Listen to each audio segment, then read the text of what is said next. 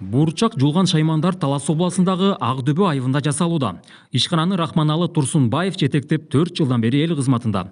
Тракторга чиркелген техникалар облуста кеңири пайдаланыла баштады.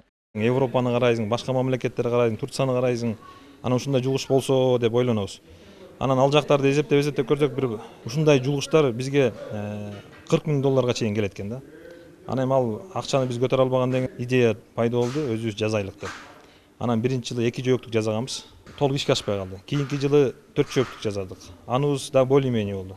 Азыр эми спрос да Кудайга шүгүр. Айылдагы цехтин Таласта, Чүйдө жана Өзбекстанда кардарлары көп. Мыкты усталарга буйрутмаларды трактор айдагандар берет. Азырда кезекке туруп күз күрөшүнө даярданышууда. Себеби 2 жылдан бери дыйкандар бурчакты колдон көрө техника менен жулганга өтө баштады. Бир жагынан жеңил, бат жана жумушчу жалдаганга караганда үнөмдүү. Азыркы күндө ушул 21 штук жасалып атат. 1 гектарды бул 1 саатта жулат. Бул эми абдан эле бир топ жеңил. Неге дегенде 1 гектарга элди апарса түшкө чейин жулат ал 10 кишичи. Бул техника 1 саатта жулат. Чүйдө да фасоль айдалат, акта да суралып атат. Өзбекстанга чейин спростор бар. Ишкана элет тургундарын иш менен камсыздаган. Учурда 15ке жакын жумушчу иштеп үй бүлөсүн багууда. Алар ширетүү, токар жана башка кызматтарды аткарышат.